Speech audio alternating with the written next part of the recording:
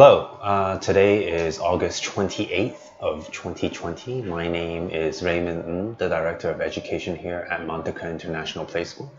Thank you for tuning in to our 23rd Parent Info session. And today's topic is returning into the classroom. Now, returning to the classroom is a very special topic because as we all know, the situation outside with COVID-19 has caused a lot of different changes to the face of education itself, and a lot of schools are closed. And today we're here to discuss how Montessori education can help with the transition of moving back into a familiar setting, yet we have different restrictions and different rules. How does Montessori help with that? So first off, let's take a look at the current situation. Obviously, as mentioned before, schools are closed right now, whether it's kindergarten or primary school, or even higher. So a lot of parents are actually having trouble finding care for their children. And we're not just talking about regular care there, you just leave your child somewhere and then you go to work kind of thing, but we're talking about valuable, meaningful care. So how do we maximize their time of learning throughout this time? And we see a lot of different types of solutions, mainly involving around the variations that happens in the digital world. For example, Zoom classes, or we're doing, I've seen a lot of schools offer, for example, a session in the morning on Zoom. So you're looking at a computer screen or a phone or an iPad, that kind of thing. And to our belief, that's an increase of unnecessary screen time. So like I mentioned before, this pandemic, it's basically changed the whole global picture of what education will become, or how it's transitioning. And it's not just happening in Hong Kong, of course, it's happening all over the world. And particularly in the case of young children, all these things with all these new restrictions with social distancing, self-care, keeping your environment safe, and creating that welcome and joyful atmosphere. We see that a lot of schools, conventional or not, they're having a lot of difficulty trying to create this sort of environment. So recently AMI has just done a piece, AMI, which is Association Montessori Internationale. They've recently talked about this topic as well, of how to transition back into classrooms. And so I've taken my material from there to discuss and let you know and sort of share what we think, why Montessori is beneficial for your child to transition. So let's talk about Montessori education. As mentioned before, like many times in the previous seminars, we talk about the prepared environment a lot. Everything in our curriculum is based around this prepared environment. It focuses and promotes human rights of the child and their independence. So how does the Montessori approach help children and also adults with the idea of returning to school safely and, most importantly, happily, to ensure a nurturing environment? So number one, we have a spacious and cared for environment in Montessori schools. All classrooms are specifically designed for children at each stage of their development. So, which means, for example, in all our classrooms, we have Montessori materials, which are always in the same condition as they take the activity and they return it. It has to be in the same working, good condition. This is not only a level of care, but also a level of respect. Everything in that classroom is meticulously cared for, and most of the time it's by the children themselves. So in return, this level of respect allows children to easily adapt to the situation where, for example, right now we have limited resources in all the schools that are available for sharing or need to be upkept and cleaned and replaced. Children can easily children who are under the Montessori education will easily be able to adapt to that situation. Which links to number two. independent and confident children. Our education model is based on a child-led learning, which means that we follow the child's interests at all times, so they can build that sense of confidence and they will learn how to do things by themselves. This, of course, nurtures independence and confidence. Now, due to this, sense of responsibility has increased, and also they gain the ability to be considerate to other children as well, which is part of our socialization module as well. So when they're faced with extra adjustments, such as, for example, temperature checking before coming into the school or frequent hand washing, children learn that this is their responsibility and they're happy to take on these tasks, which promotes, of course, a joyful atmosphere. Number 3, we have hygiene and self-care. Now, this is very important because through one of our biggest modules, practical life, we promote and the children learn about good hygiene and how to take care of themselves. They're capable of understanding the concept of indoor-outdoor shoes, hanging their coats, setting up their own meal times, whether it's lunch or snacks, and they're able to clean the dishes afterwards, hand washing before you eat, after you eat, before they go to the bathroom, after, and so on. So this makes it easy to increase the emphasis on good hygiene and the frequent hand washing that is required for this current COVID situation. Number 4, we have outdoor learning.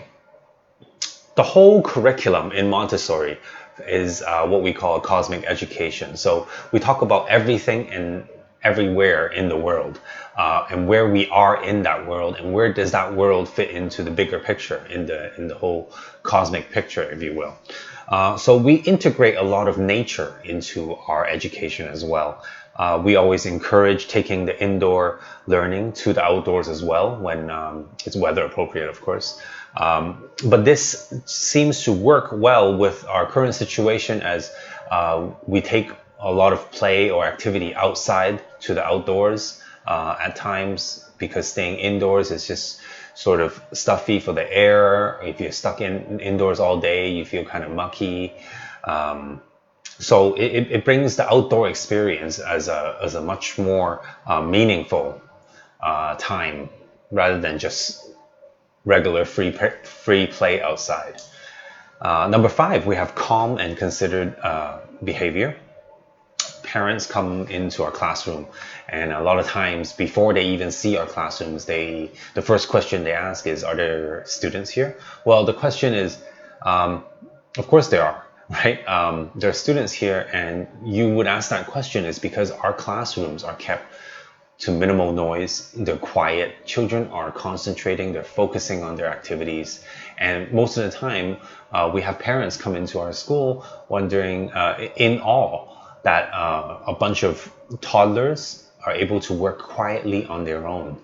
This comes into part with one of our elements of grace and courtesy that we teach throughout our curriculum. And it's the self-awareness and respect that makes, for example, social distancing much more achievable with the little ones. Number 6, we have healthy living. Now, healthy living is, a lot of our education is based on different teaching moments throughout their meal times. So when they're having a snack, we talk about grace and courtesy, we talk about etiquette, we talk about hygiene, food safety, and all those things. Children learn about living healthily through preparing their own food or snacks, understanding the safety, and understand really what good, simple, and healthy food is. So this increases their awareness in hygiene in the current environment as well, not just in the school, but outside whether they're outdoors or at home. Hygiene is definitely a priority. Number 7, we have freedom within limits. Very often we have parents ask us if they're able to roam around the classroom, does that mean that they can just do as they wish? Well, I believe this idea or this mindset is very misled, because in fact they work within a very specific set of recognized parameters. So they know exactly what they're doing, they know what they can do and they cannot do. And the freedom of choice of different activities is what they are provided with in our environments. So this makes it much easier for children to follow the rules which COVID has imposed on our environments as well. Allows them to transition much easier. They know what they can do and what they cannot do. And last but not least, there's sustainability.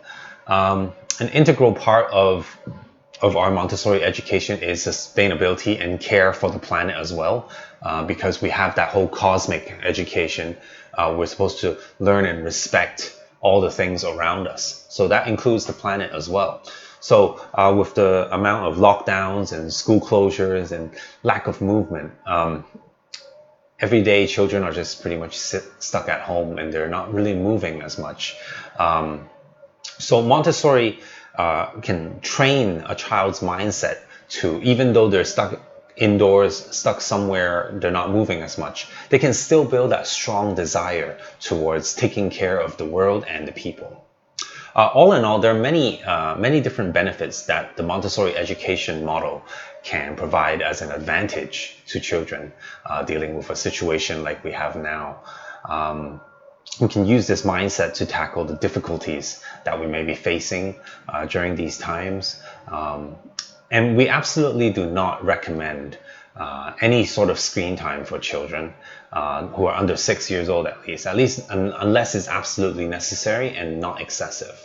I've mentioned it before, our Montessori education program focuses on real things, real senses, real people, and real interaction, which is a very strong and fundamental element in a happy childhood.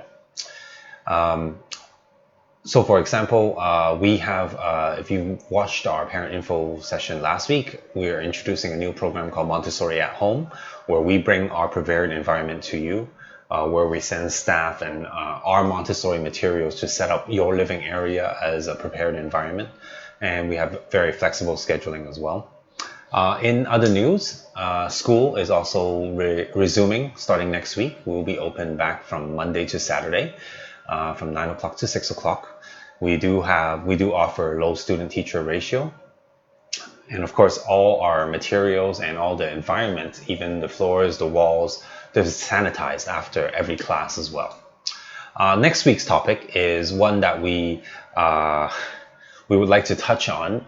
Mentioned it a few times today, and it's mainly about screen time, the pros and cons of screen time, and what is the recommended screen time for children under 6 years old. And we do it in segments where it's infant and toddlers versus CASAs, which is 0 to 3 versus 3 to 6 years old. Follow our Facebook, Instagram for news, promotions, and updates. Again, my name is Raymond Ng, the Director of Education here at Monteca International Play School. I hope you have a great weekend, and thank you for watching.